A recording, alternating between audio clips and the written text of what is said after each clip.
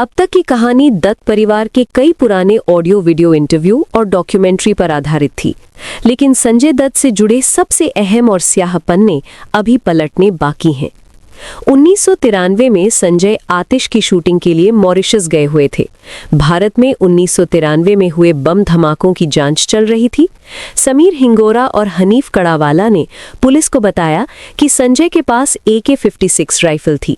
संजय जब मुंबई लौटे तो उन्हें आतंकवाद निरोधक कानून टाडा के तहत गिरफ्तार कर लिया गया।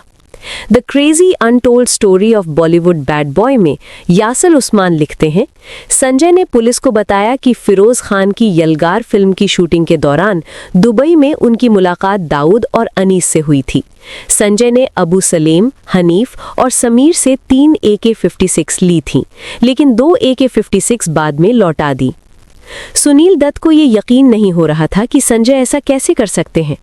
तहलका मैगजीन में छपी एक रिपोर्ट के मुताबिक उन्होंने बेटे से पूछा कि उन्होंने ऐसी हरकत क्यों की। इसके जवाब में संजय दत्त ने कहा, मेरी रगों में मुस्लिम खून दौड़ रहा है। शहर में जो हो रहा था मैं उसे बर्दाश्त नहीं कर सकता।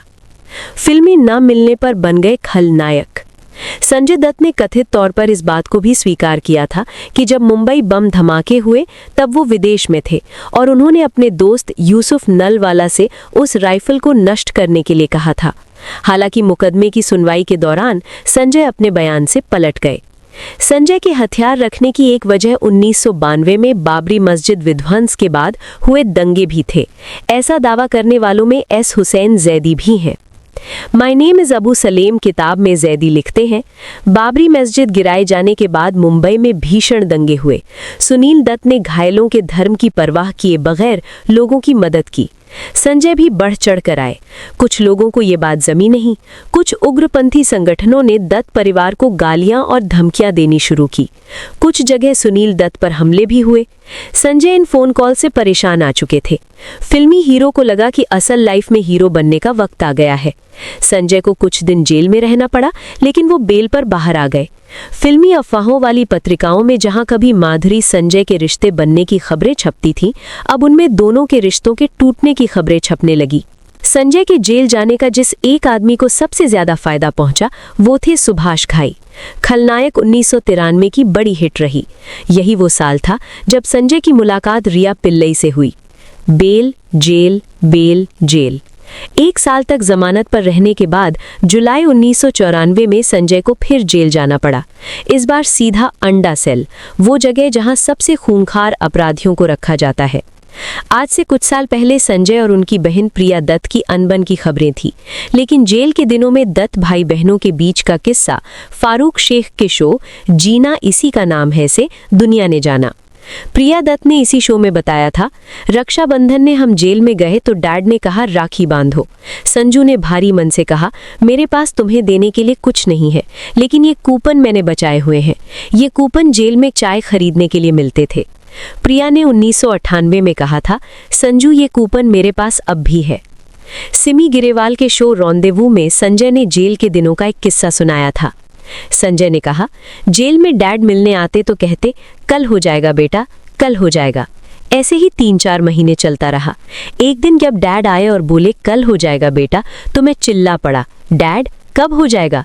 ये सुनकर डैड ने मेरा कॉलर पकड़ा और रोते हुए कहा, मुझे माफ कर बेटा, अब मैं तेरे लिए कुछ नहीं कर सकता। यासिर उस्मान किताब में लिखते हैं कि जब सुनील दत्त को तत्कालीन मुख्यमंत्री शरद पवार से किसी तरह की कोई मदद नहीं मिली तो वो बाला साहिब ठाकरे के पास गए। ठाकरे ने खुलकर संजय का बचाव किया और कहा कि दत्त परिवार का कोई भी सदस्य देश विरोधी नहीं है।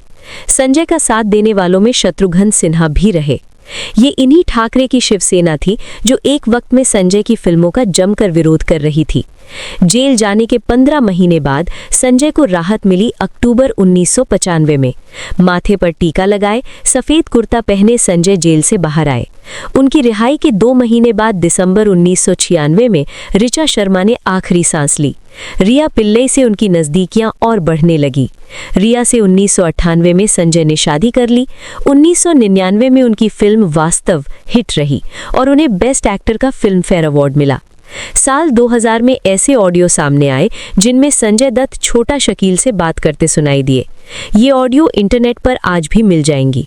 यासिर उस्मान अपनी किताब में लिखते हैं, सीबीआई इन कॉल्स को रिकॉर्ड कर रही थी। 2002 में इन्हें सबूत की तरह पेश किया गया।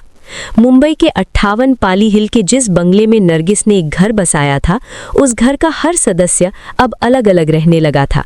साल 2003 में संजय दत्त को एक ऐसी फिल्म मिली जिसने उनकी छवि पर शानदार रोगन का काम किया। मुन्ना भाई MBBS में सुनील दत्त ने संजय के पिता का रोल किया था। फिल्म बड़ी हिट साबित हुई। 2 साल बाद 2005 में सुनील दत्त ने आखिरी सांस ली। एक बाप और पति जिसने अपनी सांसों का बड़ा हिस्सा दर्द का रिश्ता निभाने में गुजारा। मान्यता प्राप्त संजय। रिया से संजय का रिश्ता 2008 तक चला। इसके बाद संजय मान्यता प्राप्त हो गए। मान्यता यानी दिलनवाज शेख, जिन्होंने प्रकाश झा की फिल्म गंगा जल में अल्हड़ मस्त जवानी आइटम सॉन्ग में डांस किया और चर्चा में आई।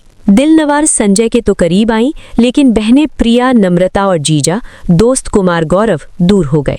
संजय मान्यता की शादी में दोनों बहनें शामिल नहीं हुईं, लेकिन 2010 में जुड़वा बच्चों इकरा और शाहरन को मान्यता ने जन्म दिया। दोनों बुआओं का गुस्सा कुछ कम हुआ, लेकिन 1993 के दाग अब भी संजय के दामन पर थे। 2006 में जिस मुन्ना भाई ने लोगों को गांधीगिरी सिखा दी थी, अभी उसके हिंसा के हथियारों को पकड़ने की सजा बाकी थी। 2007 में टाडा कोर्ट का फैसला आया कि संजय आतंकवादी नहीं है, लेकिन उन्हें 6 साल की सजा सुनाई गई। संजय जेल गए, लेकिन जल्द ही जमानत पर बाहर आ गए। 2013 में सुप्रीम कोर्ट ने संजय की सजा घटाकर 5 साल कर दी। संजय मई 2013 को जेल गए और फरवरी 2016 में अच्छे व्यवहार के आधार पर संजय को जेल से जल्दी रिहा करने का फैसला आया। फरवरी 2016 में संजय एक बार फिर माथे पर टीका लगाए बाहर आते हैं। जेल के अंधेरे से निकले संजय के लिए आखिरकार सुबह हो गई मामू, खास तौर पर अब जब संजय दत्त की जिंदगी पर एक फिल्म संजू बनी है। फिल्म में रणबीर कपूर संजय का किरदार निभा रहे हैं। ये वही रणबीर हैं जिनके पिता को एक जमाने में संजय दत्त गुलशन ग्रोवर के साथ पीटने चले गए थे। वजह थी संजय की टीना से मोहब्बत। अपनी आत्मकथा खुल्लम खुल्ला में ऋषि कपूर लिखते हैं, एक दिन संजू और गुलशन ग्रोवर नीतू के अपार्टमेंट में गए। उन्हें शक था कि मेरे और टीना के बीच कुछ है। बाद में गुलशन ग्रोवर ने मुझे बताया कि संजय नीतू के घर मुझसे लड़ने आया था, लेकिन नीतू ने संजय को समझाया कि ऐसा कुछ नहीं है जैसा तुम समझ रहे हो। टीना और चिंटू के बीच कुछ नहीं चल रहा है। संजय ने अब तक करीब 130 से ज्यादा फिल्मों में काम किया है। समाजवादी पार्टी के पाले में रहते हुए राजनीति में भी हाथ आजमाया। इस वजह से बहन से मतभेद भी हुए। संजय दत्त की कारों का नंबर 4545 होता है। संजय इस उम्र में भी कुछ लोगों के लिए संजू बाबा ही हैं। ढलती उम्र में संजय दत्त ने ऐसी बॉडी बिल्डिंग की कि सलमान भी शर्मा जाए। बाबा कहे जाने को कुछ मजबूती संजय के बदन पर गुदे संस्कृत टैटू के मंत्रों को देखकर भी मिल जाती है। टैटू जिनमें सुनील नरगिस का नाम भी है, ओम नमः शिवाय भी है और आग फेंकता ड्रैगन भी।